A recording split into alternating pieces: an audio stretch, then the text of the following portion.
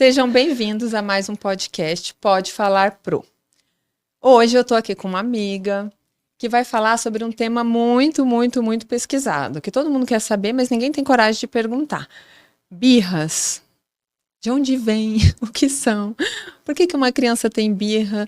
E será que é só mesmo comportamental? Será que é só uma ação, assim, de inconformismo, de protesto? Bom, eu vou falar hoje com a Tati Sanches e ela vai se apresentar agora.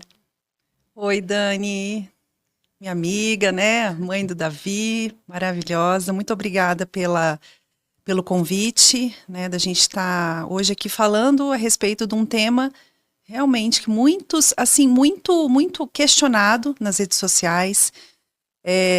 As pessoas ainda não conseguem diferenciar realmente, né? Aí nós vamos entrar no tema o que é uma birra, o que é uma crise.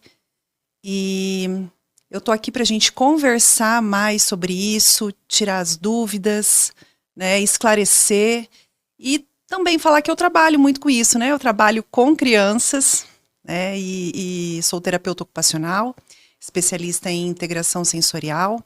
Trabalho há 20 anos com crianças dentro do espectro e também com crianças dentro aí do desenvolvimento infantil. Então a gente tem muito que falar sobre isso. Bom, assim, quando a gente fala de terapia ocupacional, eu vou falar por mim. Quando eu fiz a faculdade, quando eu fui fazer um estágio, eu fiz o estágio no Cotolengo. E tinha o pessoal da terapia ocupacional. Eu olhava, não entendia nada, não sabia nada. Eu falei, o que esse povo está fazendo? Tem muita gente ouvindo agora que não sabe o que é um terapeuta ocupacional e o que ele faz, né? E daí, assim, a gente fala, nossa, por que precisa fazer terapia ocupacional? Assim, você pode explicar um pouquinho dessa parte, um pouquinho da integração sensorial? Sim, bom, eu entrei na terapia ocupacional, assim, na verdade, a terapia ocupacional me escolheu. Porque lá atrás, quando eu me formei, eu entrei em 1999 e me formei em 2002. Então era um pouco mais falado porque a gente tinha faculdade de terapia ocupacional aqui na UCDB. Hoje, graças a Deus, nós temos aí a primeira turma na UEMS, né? Voltou aí com o curso de terapia ocupacional. Então, hoje está sendo mais falado. Né? Hoje as pessoas estão conseguindo entender mais o que é a terapia ocupacional. E eu acho que fica até um pouco difícil para as pessoas entenderem, porque nós trabalhamos com ocupação humana. O que é ocupação humana?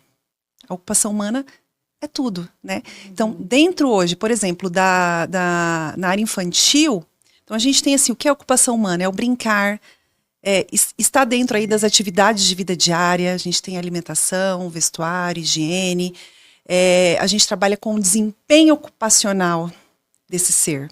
Então, como engloba muita coisa, acaba que as pessoas não entendem. Mas a gente trabalha com ocupação humana, a gente trabalha com desempenho ocupacional, a gente trabalha com o produto final.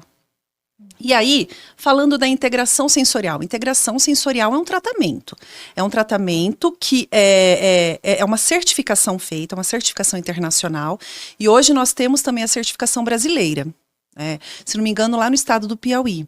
Ai, que bacana, tá vendo isso? Eu não sabia isso. Sim, exatamente. São profissionais, assim, muito renomados, são profissionais brasileiros, renomados, que abriram aí esse espaço para novos profissionais terapeutas ocupacionais, dá assim uma maior abertura, né, para o tratamento. Então a integração sensorial, ela foi preconizada, o tratamento da integração sensorial foi preconizado pela doutora Ana Diners, que é uma terapeuta ocupacional do estado da Califórnia, que na década de 60 ela começou a pesquisar por que algumas crianças em estado típico do desenvolvimento infantil, apresentavam alguns comportamentos. Por exemplo, ou ficavam andando muito de um lado para o outro, ou algumas birras aparentes, ou crianças que não...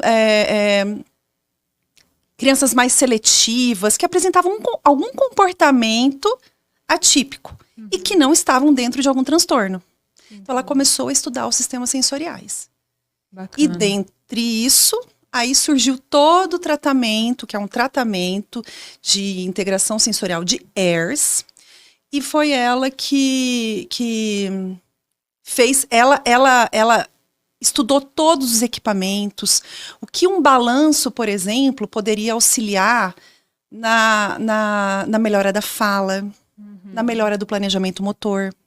O que uma piscina de bolinha poderia trabalhar com uma autorregulação na criança. As pessoas nem fazem noção dessa Não. coisa. Acho que brincar é só brincar. E no momento que a criança está brincando, ela está tendo inúmeros aprendizados, né? Antigamente a gente tinha o livre brincar, onde a gente ia para a praça, subia, descia. Isso era quase que natural, esse brincar e o desenvolvimento dessa sensorial, como é que eu vou falar? Desse sensorial humano, né? Isso. Ele era quase que natural. E hoje a gente foi se perdendo com o advento da tecnologia, com a preocupação dos pais em deixar o filho protegido, tanto na parte de proteção do corpo, como na parte de proteção da vida da criança, com medo de sequestro, roubo, machucar, vários fatores, né? Mas assim, a gente vê falar muito da birra como uma questão comportamental. Mas no caso de um desequilíbrio sensorial, que a gente acha que é comportamento e não é muito maior que isso. Eu queria que você falasse um pouquinho, explicasse pra gente a diferença entre uma birra, né, comportamental e uma crise sensorial, vamos falar assim. Exatamente, isso que você falou, a birra, ela é um comportamento. Então a criança, ela está querendo chamar atenção para si, né? Então, ou chamar atenção, ou ela está querendo algo que ela queira muito, e aí não está sendo correspondida, e aí no ato da entrega de alguma coisa, ou daquela atenção, ou daquele objeto, vai ficar tudo ok. A crise já é diferente, mas elas assim se confundem muito, e é muito difícil a gente ter esse limiar. Você tem que ter um olhar. A mãe, o pai, que conhece a sua criança, ela tem mais facilidade de observar isso. Mas, por exemplo, se você vai num local onde a criança se jogou no chão, né, num supermercado, ou num parque, se jogou no chão, tá fazendo aquela birra, não sabe educar, né? Os pais não conseguem controlar, mas não sabe exatamente o que está acontecendo. A crise, ela pode ser caracterizada por questões emocionais, ela pode ser caracterizada principalmente por questões sensoriais. E aí, o que diferencia uma da outra é que a crise, a criança ela não consegue se controlar. Mesmo você dando alguma coisa, algum reforçador que ela queira muito. Tá, me explica o que é reforçador. Você vai ter que explicar, porque todo mundo aqui são leigos. Eu entendo, porque eu sou mãe do Davi, que o Davi é autista, né? Você sabe. E então é fácil para mim, mas fora isso, eles não sabem o que é reforçador. Então, é um objeto que a criança gosta muito, é um brinquedo que a criança gosta muito. Tá. É algo que a criança comida. queira. Sim, é algo que a criança queira muito. Né? Então, às vezes, nem com esse reforçador, a criança para. E a crise, como eu disse, ela é caracterizada também por situações sensoriais, ou seja, ela de repente está num espaço onde ela não está conseguindo lidar com o barulho. Ela não está conseguindo lidar com a luz do local. Ou ela está incomodada porque tem muita gente por perto e ela não gosta muito de pessoas. Proximidade de pessoas. E pode começar com uma birra e evoluir para uma crise? Pode. Pode começar, porque aí é um comportamento. Então, comportamento gerado, repetidas várias vezes, Sim. Pode evoluir para uma crise.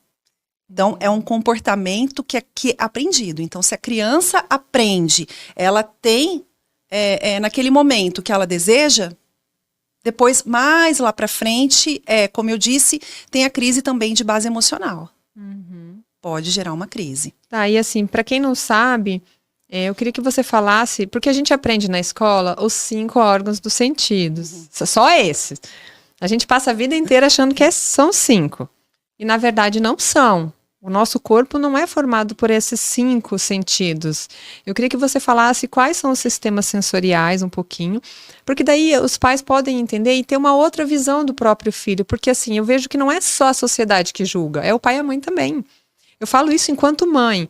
Eu vejo o meu filho, eu vejo o meu aluno dentro da sala de aula e eu julgo dentro da minha régua. O que eu aprendi, o que eu sei da vida, o que meu pai e minha mãe me falaram, o que minha avó me falou.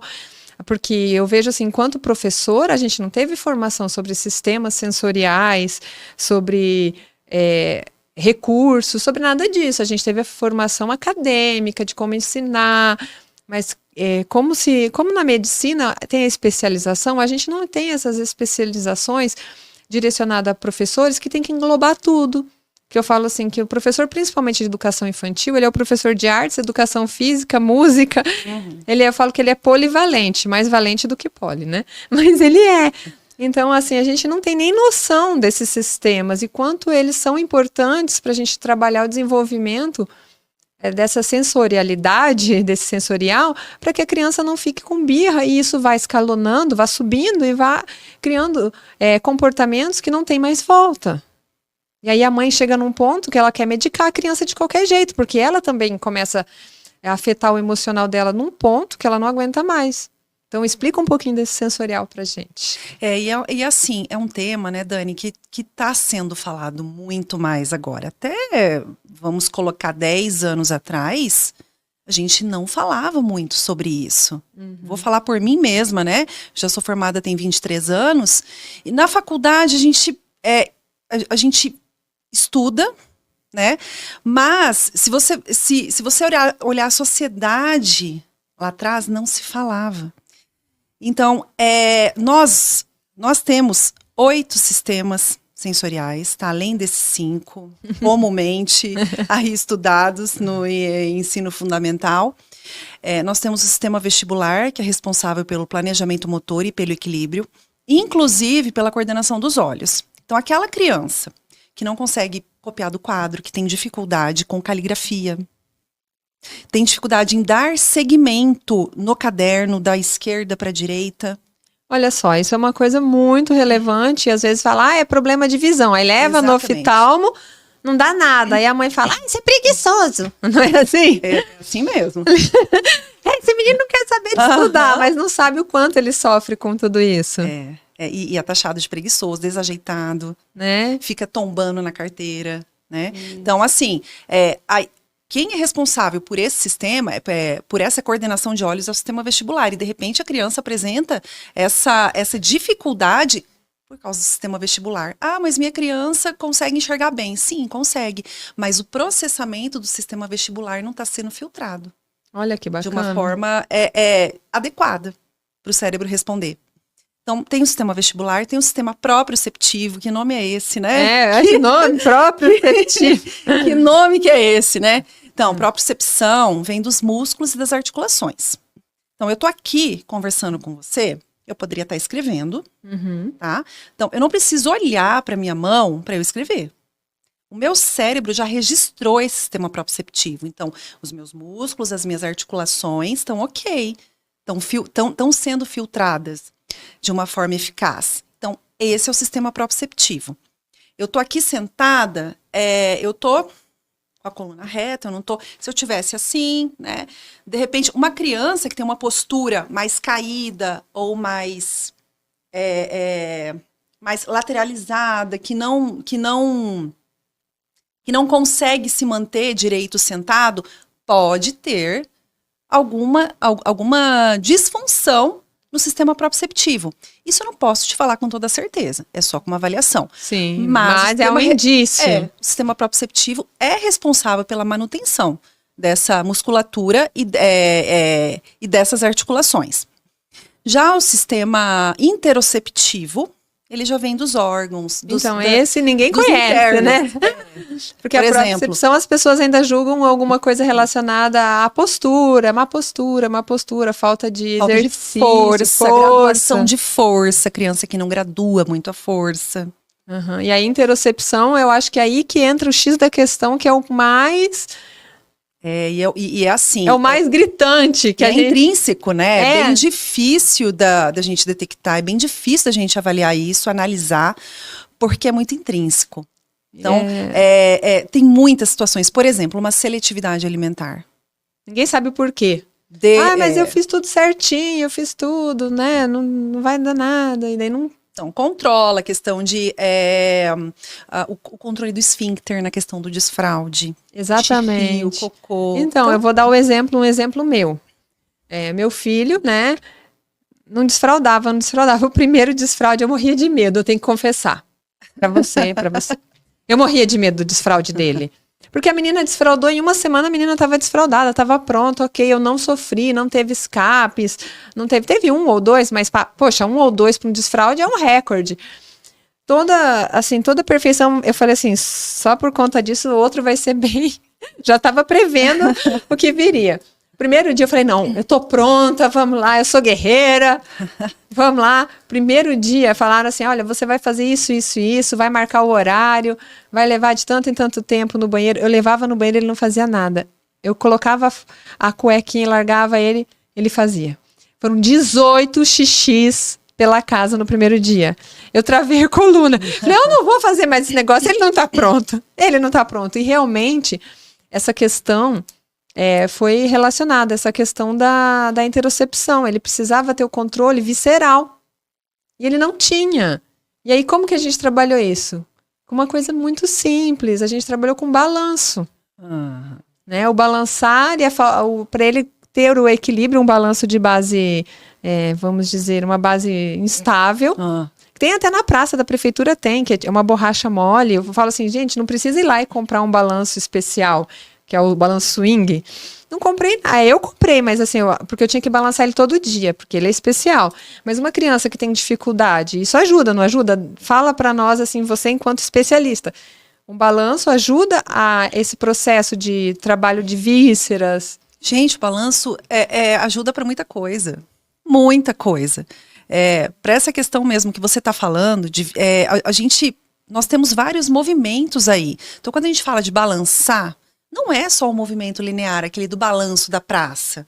Porque se fosse só isso, né, a gente aí estaria falando, né? É claro que ajuda. Isso é muito importante. Então, assim, é importante as pessoas saberem que o balanço, que o movimento, ele é importantíssimo para a criança. Só que o balanço, ele não é só você sentar num balanço da praça. O balanço é você pegar uma bola de pilates e pular na bola de pilates. Sim. É você colocar a barriga na bola e ir para frente, para trás. Sim, eu fazia isso com os meus alunos. É você rolar, é você deitar a criança no chão e rolar com a criança lateralmente, tá? Isso é movimento. Então, quando a gente fala de balanço, a gente não tá falando do balanço. Mas assim, quero deixar claro, podem balançar as crianças. Isso pode levar pro parque, tudo ajuda. Com certeza. Porque assim, eu preciso de movimento linear, que é o movimento do balanço. Eu preciso de movimento lateral. Eu preciso de movimento de pular, que a bola de pilates ajuda muito. Inclusive para essas questões mesmo de vísceras, né? Do sistema interoceptivo. Então, eu vou falar uma coisa aqui, um parênteses. Aquela nossa fase arteira de criança funcionou super, né? Porque a gente fazia umas coisas doidas, pegava a mangueira, amarrava na árvore, girava. Aí girava o contrário. Gente, não tinha nem base, a base era uma mangueira. Eu falo assim, coitado do anjo da guarda, né? Porque a gente arriscava a vida, mas estava... desenvolvendo. E a gente tá aqui, né? Tá aqui, mas tá desenvolvendo. Eu falo. Exatamente. Eu sempre falo assim, você quer que seu filho se desenvolva? Vai ter arranhão. Não tem como não ter esse arranhão. Faz parte do processo de crescer. Crescer é doloroso, mas ele pode ser maravilhoso quando isso é feito assim, com carinho, com cuidado, porque a gente vai cair, a gente vai... Eu lembro que subir numa árvore, eu subia, mas não descia, eu sempre pedia socorro. O meu planejamento aí é mais ou menos, mas... Entendeu? E essa questão da interocepção, eu vejo assim que tá. Aí você pensa assim numa criança com sono, que não sabe se comunicar, com fome. Criança não sabe falar, eu tô com fome, eu tô com isso, eu tô com aquilo. Nem adulto sabe. Que aí gera crise, né? Gera crise. Sabe aqueles adultos que estouram no trânsito? Ele não tem controle emocional. Quando você vê 2 adultos assim, eu falo, a gente olha de fora e fala, nossa, pra que isso? Né? Mas é justamente essa questão de não ter esse controle, às vezes nem saber por que tá estourando, de não parar, olhar pra si e perguntar, por quê? Porque não teve isso, não teve esse trabalho de interocepção, não teve uma infância, às vezes, saudável, que é brincar, que é poder ser livre, assim, nesse livre brincar, de experimentar as coisas, como acontece também com as texturas, não é? Sim, as texturas, assim, a gente tem em algumas casas, né, que os pais, eles são tão super protetores que acabam não deixando a criança se sujar, não deixando a criança andar descalça. E na areia. Né? E na areia. Então, caiu alguma coisinha, né, na roupa, nossa, não, você não pode, né? Não pode se sujar, não... Então, isso acaba bloqueando o cérebro de ser alimentado por essas sensações, porque o cérebro precisa de alimento. Tá? Então, tudo isso que eu estou falando aqui, balanço, sistema vestibular, esses movimentos, né?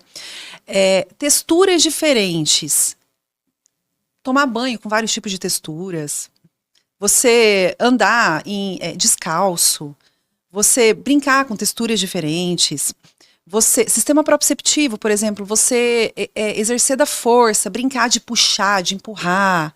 A gente fazia isso com caixa. Sim. A gente colocava o irmão dentro da caixa, tá empurrando na grama. Cabo de guerra. Gente, tudo isso é alimento para o cérebro.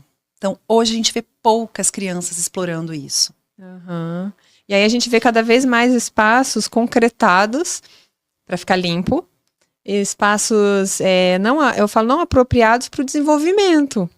Porque não tem essas coisas que antigamente a gente fazia naturalmente. Foram cada vez mais se cortando isso para uma sociedade moderna, que cada vez mais é exigido uma excelência de qualidade de tempo, de trabalho, de resultado, e esquece que o fruto dessa sociedade são os filhos. E aí a gente tem um monte de criança que é impedida de viver, de experimentar, e aí isso vai gritar, uma sociedade que grita. A gente vê o mundo hoje... a quantidade de transtornos, a quantidade vai explodir, uma hora a conta chega. E tá chegando, eu vejo assim, tá chegando. Muita coisa que a gente tentou melhorar e não conseguiu. Assim, você explicou todos os sistemas, né? E qual é o sinal que você fala assim, isso aqui é uma birra, dá um exemplo, e uma descarga sensorial, uma sobrecarga sensorial? Então, uma birra, ela vem do comportamento. Tá. Então, normalmente, quando a criança ela sana esse comportamento dela, a gente dá o que ela quer naquele momento, ela para. Uhum. Então, só que esse comportamento repetido vai ficando cada vez pior. Então, você tem que saber ali dosar como que você vai trabalhar aquela birra. Já a crise, você não consegue parar com aquele comportamento que está sendo gerado. Dá um exemplo desse. Por exemplo, a criança que ela está num ambiente onde ela tem uma hipersensibilidade a sons, tá? Isso eu não estou falando de questões neurodiversas, tá? Eu estou falando de desenvolvimento infantil mesmo. Então, uma criança que ela tem uma hipersensibilidade a sons, né? Ou uma criança que não quer estar em determinado local porque tem muita gente, não gosta muito, e aí isso vai acumulando. Posso dar um exemplo, assim, que eu passei? Era aniversário da minha sobrinha e eu mandei fazer uma roupa igual para a menina e para o menino. E combinava com a roupa um tênis bonito, era um verde água. Nossa, um tênis dificílimo. Coloquei no pé dele, do caminho que a gente saiu de casa até chegar na festa, ele não parava de chorar. Ele não parava de chorar. E eu, gente, o que esse menino tem? Ele não quer estar nessa festa. Aí eu tentando descobrir o que ele tinha. Quando eu arranquei o tênis dele, ele virou outra criança. Eu, gente... devia estar apertado, e ele não falou, consegue se expressar. Não consegue se expressar, principalmente bebês, entendeu? A gente vai ter que pensar fora da caixa, pensar em todas as possibilidades. Eu falo por mim, ó, tá vendo? Eu passei por isso. E ele só queria tirar o tênis. Nossa, eu olho hoje, olho as fotos, falo, coitado desse menino, nas fotos todos chorando. E a gente tem que ter esse olhar sensível, a gente precisa falar mais sobre isso, porque realmente os pais não sabem. Né, tem muitos pais que não têm ideia disso. Né, tem muitos pais que acham que é frescura, né, por não saberem mesmo dessas informações. Né? Uma roupa, uma etiqueta de roupa. Hoje, se você for ver, todas as crianças parece que não toleram etiqueta porque os pais vão lá e cortam já a etiqueta. Uhum. Né? Mas uma textura um pouco mais áspera, a textura do tecido da roupa pode incomodar. A minha filha, ela fala assim, ela falava isso desde pequenininha, eu não vou vestir isso não é compotável. Compotável, era confortável. E aí eu parei de comprar coisas que tinham tecidos ásperos, assim, porque eu também sou assim, eu gosto de vestir a roupa mais confortável. Eu não vou, como é que eu vou julgar uma criança se eu também gosto? E assim, a gente começa a ter esse olhar de não julgamento, que quando nós nos enxergamos, eu mesma vou falar de mim, Eu não gosto de roupa apertada, eu nunca gostei de roupa apertada. Me incomoda. Hoje, se eu tivesse com uma roupa apertada aqui, eu estaria extremamente desconfortável, né? Eu conseguiria me controlar, porque eu aprendi a ter autorregulação. Porque eu sei que daqui a pouco eu vou sair daqui e eu vou tirar aquela roupa, né? Isso. Agora, imagina uma criança que não consegue se expressar. Eu quero te contar uma historinha, então, sobre essa falta de expressão. Assim, de não conseguir se expressar. Essa história é bem interessante. Tinha um menino que no calor colocava casaco e no frio ele tirava e queria ir de regata. E aí, ninguém entendia o que estava acontecendo. Até que um dia uma pessoa com um olhar mais atento descobriu que ele achava que o casaco era o que regulava o tempo. Se ele colocasse o casaco no calor, ficava frio. E quando ele estava de casaco, estava frio. E quando ele tirava o casaco e ficava de regata, aquele frio ia passar e ficava calor. Olha que interessante o pensamento da criança. Então a gente nunca pensou por esse viés. Ele achava que ele regulava o tempo, porque a criança parte do mundo, que o mundo é ela, né? O egocentrismo, a gente sai do egocentrismo. Então, ela pensava, eu que regulo esse negócio, não é o ambiente. E eu achei tão legal essa história, porque assim, a gente pensar, né? Põe casaco, fica frio. Aí no calor... E a gente vê isso, assim, a criança, na escola principalmente, tá um calor. Se um adulto não for lá e tirar o casaco, ela não tem, às vezes, vamos dizer, esse desenvolvimento ainda de conseguir tirar o casaco. Ele tem que ter o seu olhar. Poxa, o ambiente não tá legal para estar casaco. A mãe colocou, às vezes, de manhã, ficou preocupada porque estava fresco. Mas se a pessoa que tá ali junto não tiver esse olhar atento, vai deixar a criança com casaco até o final do dia. E aí ela vai começar a fazer birra, vai começar a bater, porque é a forma de comunicar. Que eu não estou legal. O corpo fala. Isso mesmo, né? Isso mesmo. E a gente vê isso, não é uma birra. Isso é um sinal sensorial dela. Ela tá... Todos nós somos seres sensoriais. Isso é importante esclarecer. Então... Todos temos, primeiro vamos olhar para nós, né? Todos temos situações em que não gostamos.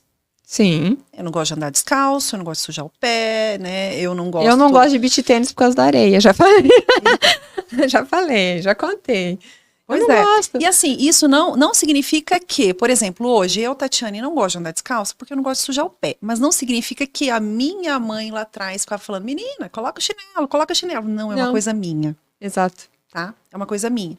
Então, eu consigo me enxergar hoje como um ser sensorial, que consigo me autorregular, que tenho todo esse conhecimento, mas eu acho que o importante é a gente ter esse olhar mesmo, esse olhar um pouco mais refinado para as crianças.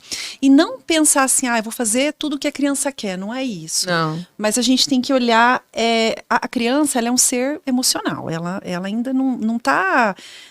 tem até um livro muito legal que eu gosto que os pais, que eu sempre indico para os pais, que é O Cérebro da Criança. Uhum. Eu adoro esse livro, ele é super autoexplicativo. Então, ele explica muito sobre o desenvolvimento. Então, a criança, ela tem o lado emocional, para depois ela raciocinar. Então, você tem que se conectar com o lado emocional da criança. Você tem que validar o que ela está sentindo ali, para você depois explicar para ela. Eu demorei para entender isso, por exemplo, a minha filha... Ela fazia muita birra em alguns horários. Aí eu comecei a reparar que era o momento que ela tinha sono. E ela não sabia falar. E aí eu falo para ela, hoje eu falo para ela tentar se compreender. Eu sei que você está assim, porque você está com sono. Calma, vamos fazer assim e dormir. Aí você vai ficar bem. Você não quer tirar uma soneca, dependendo do horário, eu falo, tira uma soneca, você vai ficar melhor. Você está cansada, seu corpo está pedindo. Porque começa a ressoar em outros comportamentos. Nem ela sabe, porque é criança. E assim, deixa eu te perguntar, como um ambiente, a casa, a escola, pode agravar ou amenizar isso? Então, nós temos que falar, assim, nós profissionais somos muito responsáveis por isso, né? A gente tem que falar mais sobre isso, né? A casa e a escola, né? São locais onde a criança passa a maior parte do tempo. A gente precisa falar mais, a gente precisa entender mais a criança, porque muito disso você entendendo, você escutando, você pode evitar muita birra, você pode evitar muita crise. Eu sei que no dia a dia É difícil. Eu falando aqui, a teoria, né? A teoria, ela é linda. Maravilhosa. Mas se não fosse a teoria, né? Como que seria? Eu sei que tem muitas situações que são ali no dia a dia, você vai, a mãe mesmo, né? A mãe, ela se vira nos 30. Tem a teoria da mãe, né? E a mãe consegue muita coisa. Mas o olhar da escola, ele tem que ser bem inclusivo nesse sentido, porque assim, hoje a gente vê muitas escolas, principalmente no Brasil, que elas querem serem iguais, todas, de uma forma igual. E nós somos pessoas diferentes, nós somos seres diferentes. Então, uma criança que está apresentando está fazendo uma apresentação de fim de ano, né? Ela está se expressando ali na frente. Então, ter esse olhar inclusivo, ter olhar direto para a criança, que é o desenvolvimento dela. Então, assim, eu acho que muito vem da gente mesmo, da gente buscar isso, da gente entender, para a gente olhar para a criança. E acho assim, respeitar isso, né? Essas apresentações de final de ano, cada ano que passa eu fico mais chocada, é a palavra, chocada. Porque eu vejo que você está atendendo quem? O anseio do pai, o anseio da escola ou o anseio da criança? Sabe, não tá, parece que não está tendo uma conversa entre essas três áreas. E ali o sensorial grita, porque tem muita luz, muita música, muita gente, é tudo muito. É muito, muito, muito, tudo muito. Então, assim, eu vejo que na escola, a escola precisa ter um olhar mais atento e uma conversa mais franca com as famílias. Essa acolhida desse sensorial. E a previsibilidade. Porque, assim, faça um repasse antes, faz uma simulação, para ver como a criança vai reagir, para você não ter surpresas desagradáveis. Previsibilidade é a chave. É a chave, né? É a chave. A gente dando previsibilidade para a criança, você trabalhando aquilo com a criança. Tá, vamos falar agora, vamos explicar o que é previsibilidade, né, Tati? Bom, previsibilidade é a gente falar para ela o que vai acontecer. Isso pode ser feito por imagens, quando é muito pequena. Pode ser feito até pelo todo mundo tá com o celular o tempo todo, pode ser até com o celular, mostrar imagens para ela. Toda criança precisa. Por exemplo, de manhã cedo, acorda, né? Oi, filha, filho, ó, hoje vai acontecer isso, isso, isso e isso. Dá uma sensação de tranquilidade. Para nós todos, né? Ah, com certeza. Quando alguém te liga e fala, Tati, você esqueceu tal coisa, nossa, nossa, né? Vai lá em cima o cortisol, né? Que é o hormônio do... eu sei. O hormônio do estresse, né? Bom, agora sim, vamos falar de estratégias práticas. Eu queria que você falasse alguns exemplos que os pais podem fazer, como a gente já falou um aqui, que é a previsibilidade, ou seja, falar para a criança o que vai acontecer sempre. E eu vejo assim, eu vou dar o meu exemplo. Quando eu comecei a ser mais firme na previsibilidade, porque meu filho tem uma mãe meio destrambelhada, né? É porque quem tem TDAH, a cabeça vive a 1000. E eu sempre esquecia da previsibilidade. E aí eu falei, não, vou respirar, contar até 10, e agora eu vou mostrar o que a gente vai fazer. Eu pegava o meu celular, nós vamos no mercado, mostrava um mercado, tal mercado, depois nós vamos numa loja fazer isso, depois nós vamos nisso. E depois nós vamos para casa, ok? De novo, no caminho eu ia reforçando, nós vamos fazer isso, isso e isso, para ele e para mim, né? Até para eu não me perder.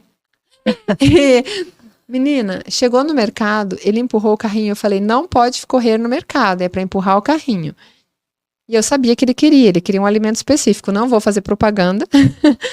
Ele queria um alimento específico, aí ele pegou esse alimento, eu falei, comprei as minhas coisas, falei, já terminei. Aí ele me levou, ele puxou o carrinho e foi até o alimento que ele queria. Eu falei, tudo bem, um só. Aí eu coloquei no carrinho, não, Lorde. E aí eu falo assim, que a gente tem que ser muito autista literal, né? Eu falei pra ele, pega o objeto e coloca na sacola. Eu não falei coloca dentro da sacola, ele colocou em cima da sacola fechada. Mas, menina, eu ria.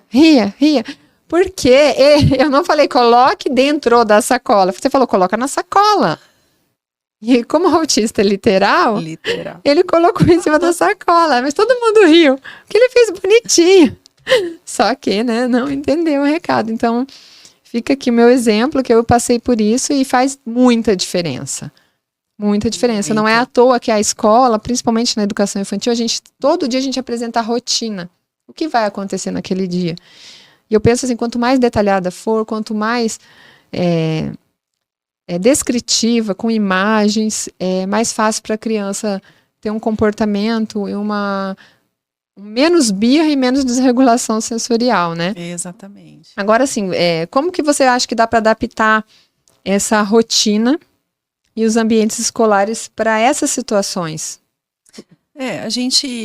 Existem vários tipos, né, de falar acomodações sensoriais, né, estratégias sensoriais, mas para cada indivíduo né, a gente normalmente personaliza dependendo da criança, mas de uma forma geral, a gente precisa ter mais cantinhos. Sabe aquele cantinho da calma? Uhum. Sabe? Normalmente coisa que funciona legal, assim, de uma forma global. Cantinho da calma, aquele local mais fechadinho, com cabana, e tem alguns travesseiros dentro. Você vê que a criança, ela tá um pouco mais agitada, mais estressada.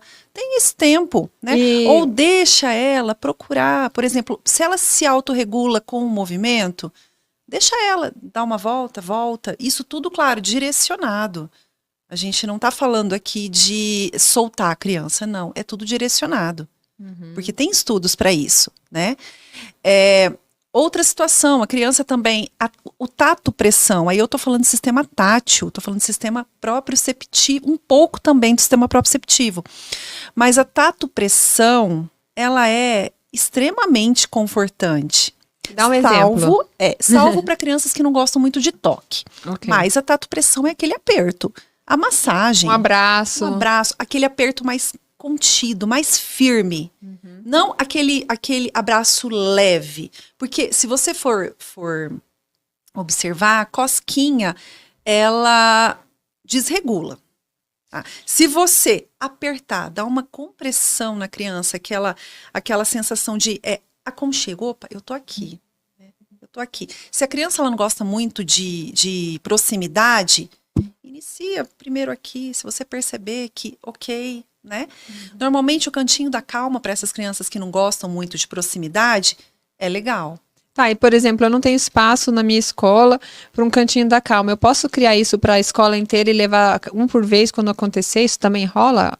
Sim, acontece? sim, Fica claro, claro. Até mesmo para tirar desse ambiente, às vezes, até que tá com muito barulho, muito agito. Até dentro da sala de aula, dependendo aí da idade da criança, né, da proposta da escola, ter ali uma cabaninha, né, algo que faça com que a criança tá naquele momento ali, né, e que você possa encaminhar para esse local. Não precisa ser um local específico para isso.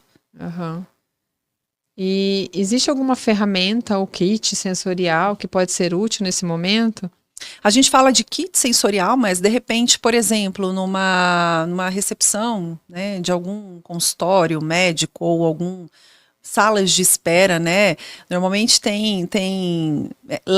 coloca ali tudo na mochila ali da criança, coloca aquelas bolinhas que você aperta, que são, a gente fala para bolinhas para mãos ansiosas. Né? Aquilo ali também, o ato de apertar é algo que acalma. Ou tem umas pulseiras que você coloca também, sensorial, que são de borracha, e você pode puxar. Tem também aqueles massageadores que são... Você pode fazer automassagem, né? Para criança que ela não consegue ficar muito tempo ali na espera, ou ela se incomoda muito. Kit sensorial, a gente fala isso, coloca tudo dentro da mochila ali da criança. Você nunca sabe qual que a criança vai escolher, que ela vai querer. Meu filho gosta muito de massagem, eu escuto muito isso. Nossa, para dormir é massagem. Então, ali tá lá, por exemplo, criança que fica arrancando muita casquinha de machucado, ou fica mexendo muito na cutícula da unha. Né? A gente tem, normalmente, aqueles massageadores com vibração, ou aqueles manuais mesmo, de madeira, que você aperta na pele. Só que você tem que ensinar isso para a criança. Vamos fazer isso, né? Olha essa sensação, o que você sente com isso? Uhum. E a vibração, ela é muito importante, porque a gente vai estar acionando ali camadas mais profundas da pele. Então, ela é extremamente confortável. Ela é relaxante, ela é anti-estresse. Lá em casa a gente tem uma brincadeira, e eu falo que é antes de dormir. Gente, Eu falo assim, gente, como que pode fazer isso antes de dormir? Que é macetar. É um deitar em cima do outro, esmagar. Mas para eles, para as crianças, eles amam. E também uma outra, a música, né? A música com fone. Um fone 538 Hz, né? Aquelas batidas binaurais. A criança, por exemplo, de um trajeto para o outro. Você pode estar escutando ali aquela música, né? Que você coloca lá no YouTube, 538 Hz. Então, a criança de um trajeto para outro, porque a vida da criança ali é uma loucura. Dos pais também. Sim. E aí tá lá, né? Entre escola e depois à tarde terapias e mais terapias, e aí ou vai. natação, ou... Tem de tudo, né? Que... Então, aí a criança que tá lá, né? Que começa, tá cansada e claro, né? Natural, né? É normal, tá cansada. Então, assim, vamos promover mais qualidade de vida, né? Pega aí um fone, né? Coloca aí uma música para criança, né? Nessa frequência que tem estudos que falam que essa frequência, e aí isso é validado, né, ela traz mais calma, mais paz, mais tranquilidade. Tá, e me fala uma coisa. Quais são os maiores equívocos que você escuta sobre o tema, sobre a birra? Sabe, isso é mimimi, é falta de limites, é falta de chinelo, porque ainda hoje, né, tem gente que fala que é falta de chinelo, punição. Nossa, eu escuto assim muito, né? Mas uma das coisas assim que a gente não falou e que eu tenho escutado muito é sobre não come porque tem frescura, né? Não come determinada coisa ou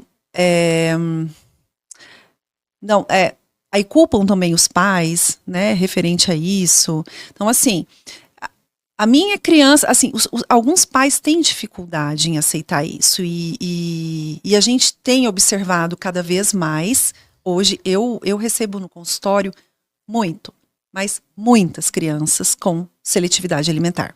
Só que a gente tem, né, tem seletividade alimentar, tem dificuldade alimentar pediátrica, que já é outra coisa, que já é um patamar um pouco mais avançado. A gente tem o TARI, então tem estudo. O que é TARI? TARI é um transtorno alimentar, é um transtorno restritivo alimentar, que aí já envolve mais, já caminha mais para o lado psiquiátrico. É como aquela criança que só toma leite a vida inteira. Ou biscoito de polvilho e suco capo. Só isso. Só isso. Só isso. O caso da Temple Grandin, que ela que só tomava iogurte e suco de laranja? Sim, é assim, aí pode entrar dentro da questão do autismo, né, pode ser um comportamento de rigidez, né, e tem várias situações aí para uma seletividade, pode ser comportamento de rigidez, pode ser aí uma seletividade, todos nós somos seletivos um pouco, isso vai depender do nosso olhar em cima disso, né. Chega a falar de preferências, né? Porque todo mundo tem preferência. Isso.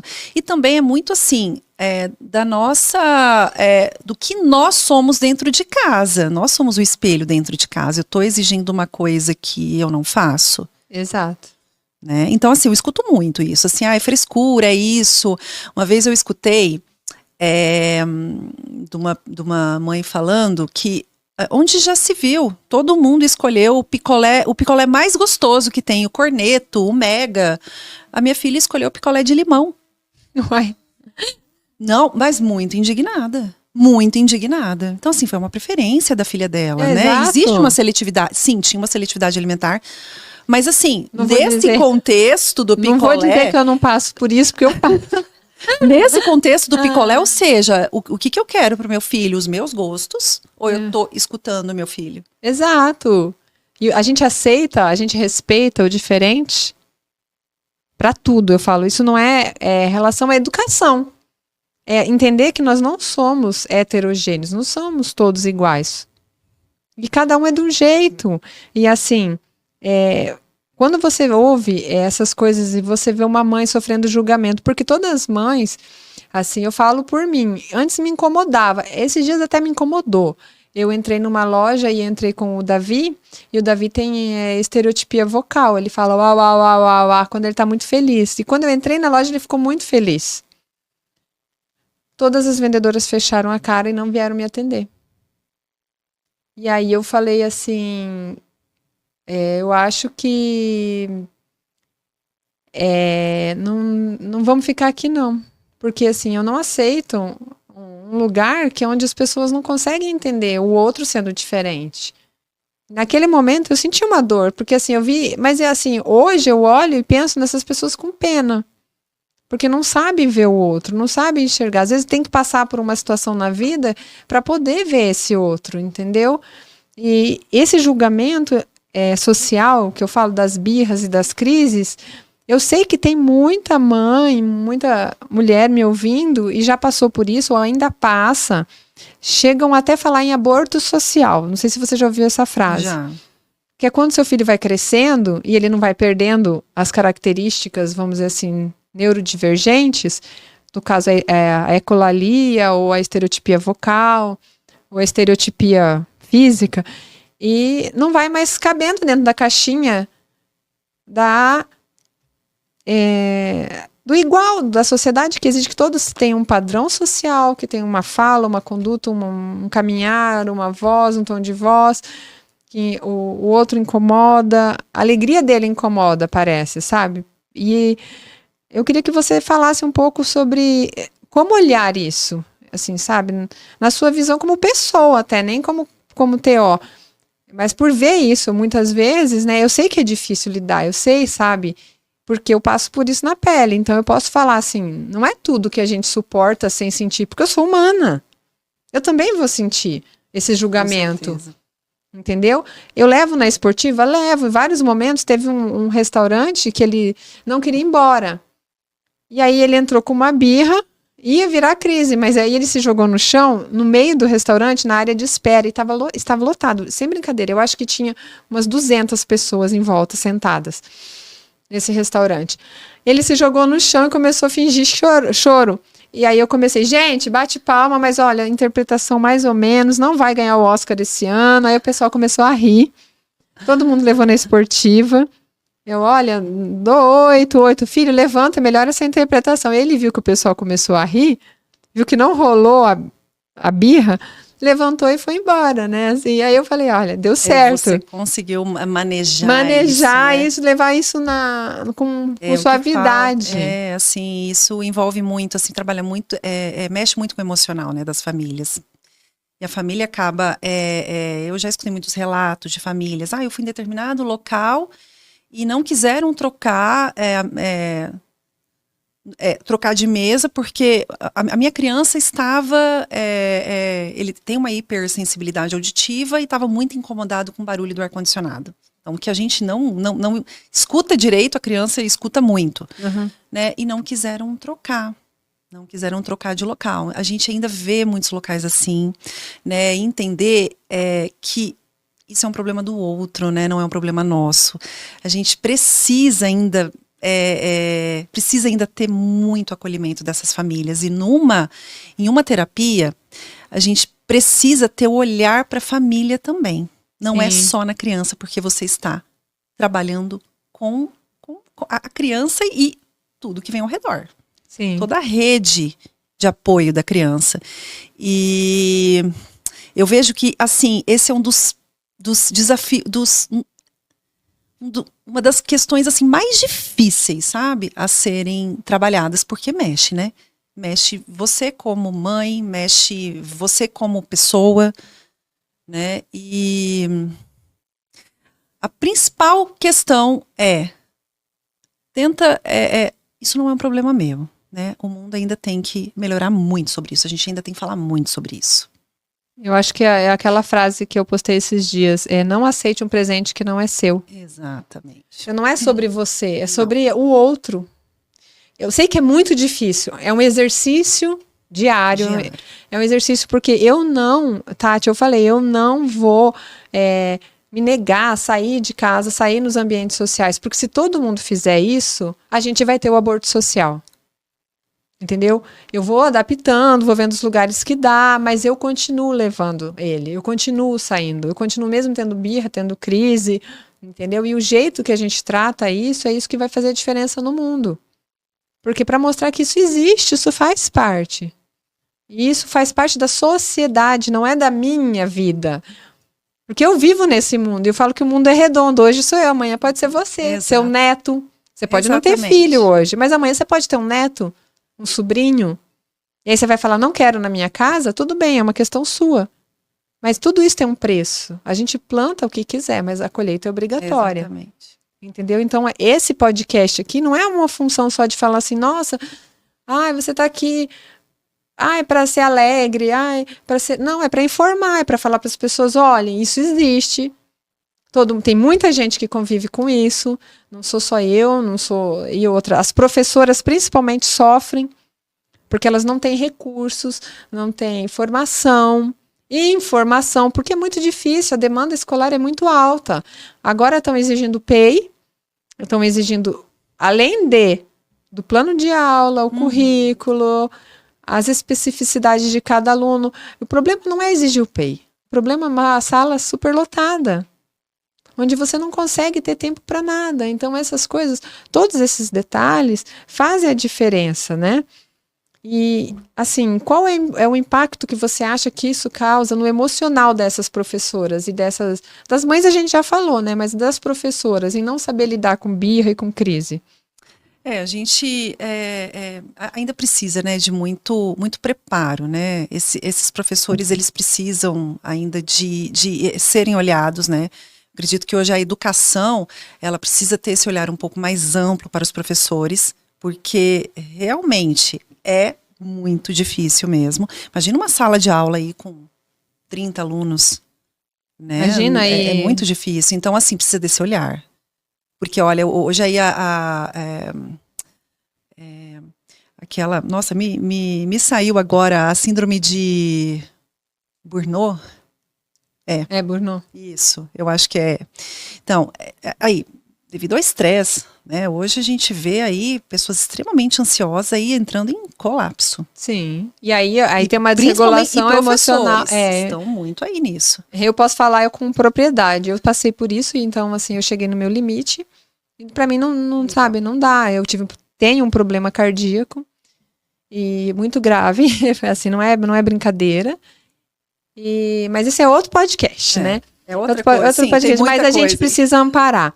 Tati, eu quero que você deixe agora uma mensagem final. Eu agradeço a sua presença, o seu carinho, as suas informações foram válidas, extremamente válidas. Aí vou deixar aqui embaixo o contato da Tati, daí assim, se você quiser entrar em contato, fique à vontade. Vou deixar também a descrição do livro que ela falou, para todo mundo poder, né, acessar e contar, né? Mais uma vez com você, eu vou agradecer, mas contar com você mais uma vez, porque eu acho que tem muito assunto para se falar. Ixi, muito assunto, a gente precisa falar mais sobre isso, como eu falei, né? Quanto mais a gente falar, mais é uma gota no oceano, mas a gente está aí para isso, né? Para ajudar todos. Eu acho que a gente tem que, assim, olhar mais com carinho para as crianças. Olhar mais, a gente tem que se voltar. Eu sei que hoje o tempo é bem escasso, né? Dos pais, como você falou, salas lotadas, professores tendo que lidar com muitas crianças, né? Mas a gente precisa fazer esse treinamento interno, né? Como eu sou, Tatiane, né? Tirar, assim, tudo, deixar eu limpa, né?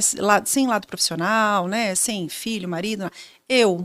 Como eu sou, o que eu gostaria, como eu gostaria que as pessoas me enxergassem, né? Então a gente tem que ter esse olhar sensível com o outro. Ter esse olhar sensível, olhar a criança como de fato ela é. E pensar, o cérebro dessa criança ainda não está maduro para muitas coisas. Então a gente tem, às vezes, até um manejo de como a gente vai falar com a criança já muda toda a situação. Sim. Né? Olha, eu entendo que você quer isso, eu entendo, mas agora não está nesse momento. E aí não vai ser em uma vez que a criança, vai ser 1000 maravilhas. Não, mas falar novamente depois de não. Eu entendo isso, mas hoje precisamos disso. De repente, em outro momento, a gente saber manejar isso. Então, eu acho que é isso, né? A gente se despir, né? E olhar para o outro como nós gostaríamos que as pessoas nos olhassem também. Tá bom, obrigada. Você que tá aí, curta, compartilhe, manda para todas as amigas, amigos, que a informação tem que chegar em todo mundo, tá bom? Eu agradeço a você que está ouvindo, chegou até o final.